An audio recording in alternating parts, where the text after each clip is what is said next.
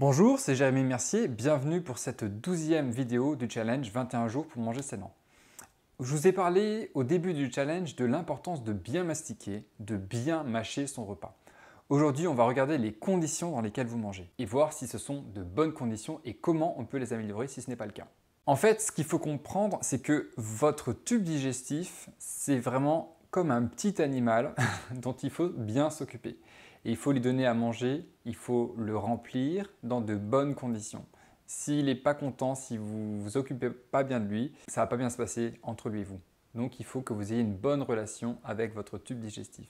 Et pour cela, il est primordial d'avoir des repas dans des conditions qui sont agréables pour tout votre tube digestif. Vos organes digestifs, en fait, sont facilement contrariés si jamais vous ne vous occupez pas d'eux de la bonne façon. Je vous propose aujourd'hui l'exercice suivant. Vous allez commencer par regarder dans quel cadre, dans quelles conditions vous mangez habituellement, que ce soit le repas du matin, du midi, du soir, et voilà, quelle est l'ambiance? Est-ce que c'est plutôt détendu? Est-ce que le repas est souvent un moment où il y a des tensions? Est-ce que vous regardez la télé en mangeant? Est-ce que vous êtes complètement distrait et ne faites même pas attention à ce que vous mangez? Est-ce que vous mangez debout parce que vous êtes pressé, donc vous mangez en marchant dans la rue? Est-ce que vous êtes dans un espace qui est bruyant, par exemple une cantine d'entreprise, un self, une cafétéria? Est-ce que vous devez vous dépêcher parce que, il y a deux services? Donc ça, c'est la première chose. Notez les conditions dans lesquelles vous mangez et à votre avis, est-ce que ces conditions sont bonnes pour vous?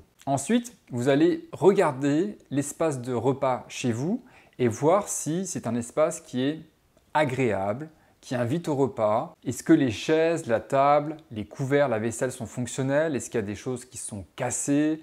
Est-ce que la table est pas bien mise? Enfin bref, essayez de voir ce qui pourrait être amélioré et notez du coup ce qui pourrait être amélioré. La question qu'il faut se poser, c'est est-ce que c'est un endroit agréable pour manger? Est-ce que j'ai des ustensiles qui donnent envie de manger ou pas? Ensuite, troisième chose, vous allez programmer un moment pour améliorer ça justement. Si votre vaisselle est fêlée, vos verres ébréchés, vos fourchettes tordues, vos couteaux pas assez aiguisés, enfin bref, si la table est toute trouée, si la nappe est déchirée, si vos serviettes de table sont tachées, trouées. Bref, si vos ustensiles utilisés pour le repas ne sont pas en bon état, changez-les. Il n'y a pas besoin de dépenser une fortune pour avoir une vaisselle qui fonctionne, qui est pratique et qui est belle. Ensuite, une fois que vous aurez changé ces éléments qui n'allaient pas, s'il y en avait, et vous allez programmer un moment où vous allez justement avoir un repas dans des bonnes conditions, c'est-à-dire plutôt du calme, et également avec donc des ustensiles ou un espace de repas qui est agréable.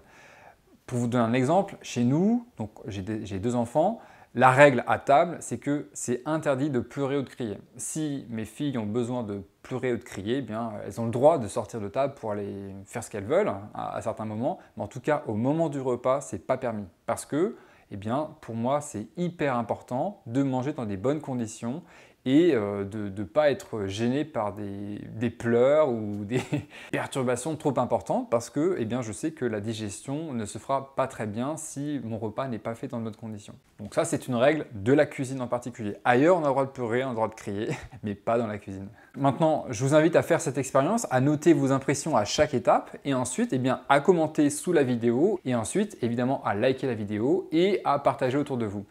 Voilà, c'est tout pour aujourd'hui. Je vous retrouve demain pour la prochaine vidéo de ce challenge. Merci beaucoup, à demain.